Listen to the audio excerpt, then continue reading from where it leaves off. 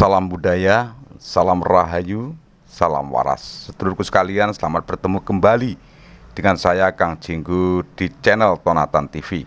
Kali ini kita akan mengupas, kalau kemarin kita mengupas tentang sejarah bagaimana tentang burung Garuda, sekarang kita akan membahas persoalan bendera merah putih menjadi bendera pusaka bagi Indonesia, dan dwi warna ini juga sebagai lambang kehormatan bagi negara Indonesia.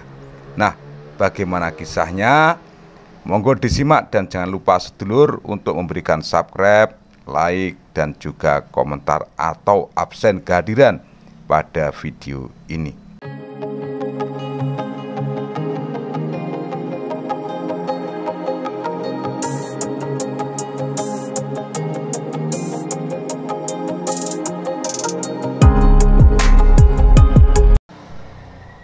Sedulurku sekalian, asal muasal bendera merah putih disebut telah ada sejak ratusan tahun lalu.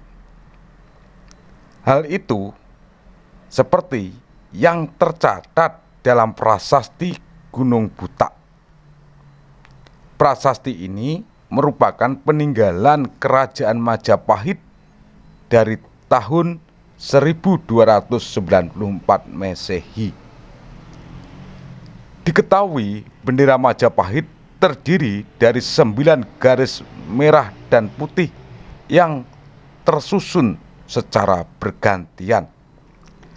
Warna merah putih digunakan oleh Perhimpunan Mahasiswa Indonesia yang ada di Belanda pada masa itu. Namun saat itu masih ada kepala kerbau di bagian tengah benderanya.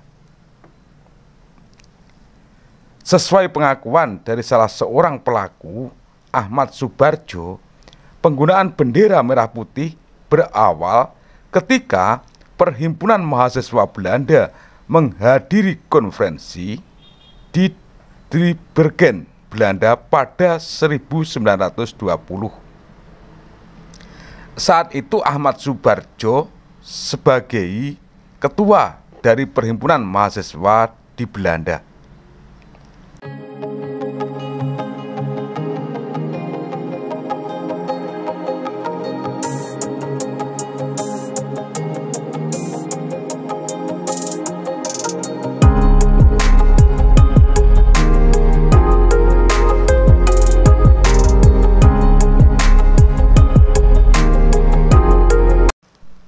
Sultan Hamengkubuwono VIII yang turut menghadiri acara tersebut menggunakan mobil dengan umbul-umbul gula klopo.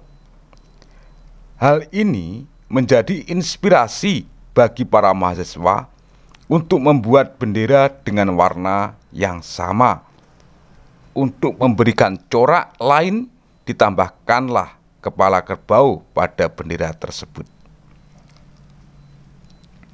Adapun ide menambahkan kepala kerbau itu bersumber dari kisah Saijah dan Adinda di dalam buku Maghaflar karya Multatuli.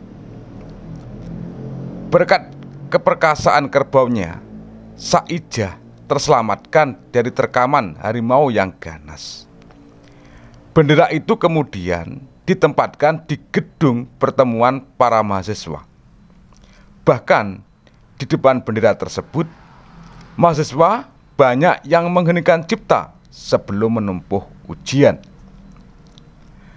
Beberapa tahun kemudian, Bung Karno mengubah gambar kerbau itu menjadi banteng yang dianggapnya lebih perkasa. Namun akhirnya gambar banteng dihilangkan dari bendera merah putih.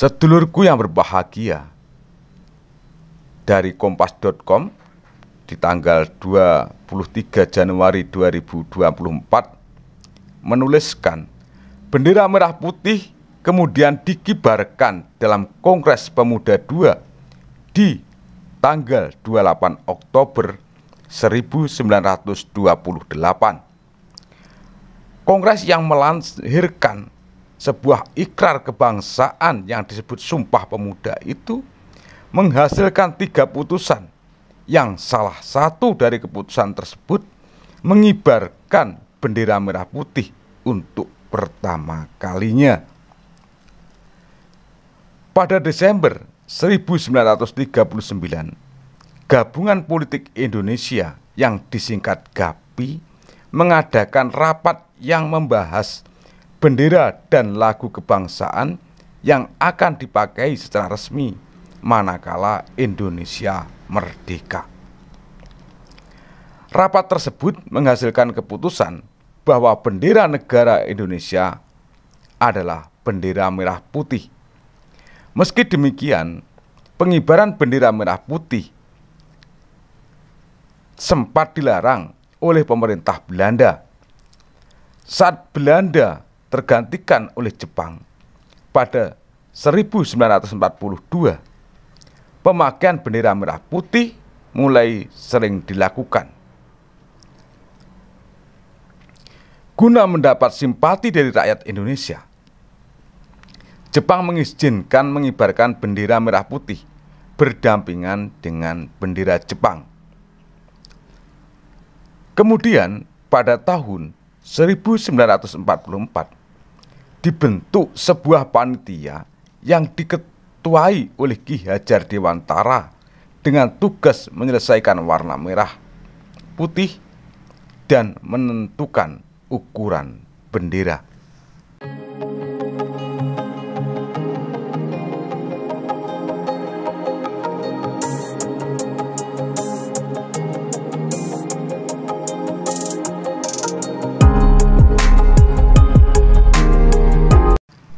Saat proklamasi kemerdekaan 17 Agustus 1945, bendera pusaka merah putih hasil jahitan istri Soekarno, Fatmawati, dikibarkan.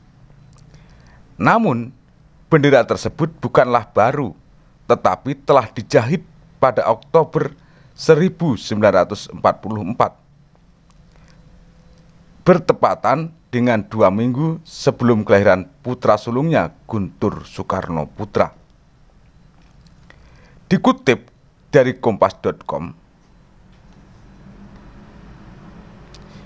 ia menjahit bendera itu setelah Jepang mengizinkan pengibaran bendera merah putih dan dikumandangkannya lagu Indonesia Raya.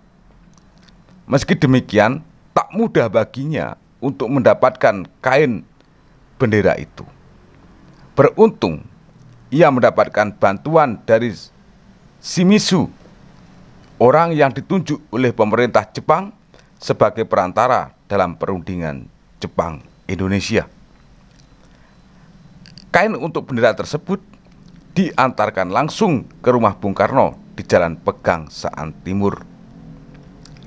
Karena kondisi kandungannya sudah mendekati kelahiran, dokter melarang Fatmawati untuk menggunakan mesin jahit kaki. Ia pun terpaksa menjahit bendera itu dengan kedua tangannya. Bendera itu rampung dijahit dalam 2 hari dengan ukuran 2,74 kali 1,96 meter.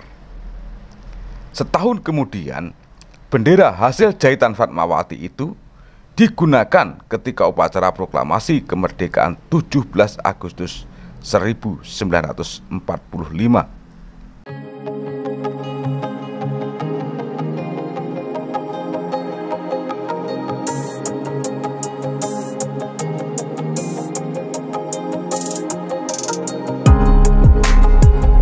Sedulurku yang berbahagia, kiranya cukup demikian dulu apa yang bisa saya sampaikan terkait perjalanan sejarah Sang Saka atau Dwi warna merah putih sebagai lambang negara, juga lambang kehormatan bagi bangsa ini.